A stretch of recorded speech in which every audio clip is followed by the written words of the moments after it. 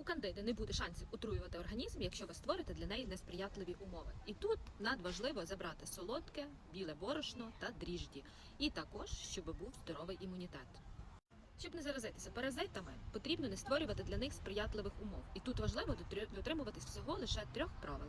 Перше, це повинна бути нормальна кислотність, тому що це наші бар'єри. При нормальній кислотності паразитам та грибкам важче розмножуватись в організмі. Друге, це нормальний відтік жовчі, тому що жовч є природнім антисептиком в організмі, яка знищує патогенні мікроорганізми і також паразити. Третє, це здорова мікрофлора кишечника, тому що якщо здорова мікрофлора переважає погану, це і є несприятливі умови для життя патогенних мікроорганізмів та паразитів.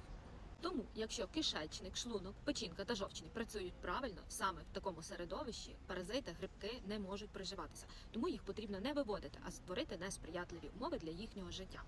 Якщо вам цікаво, пишіть курс в коментарях або звертайтеся за номером телефону в профілі каналу.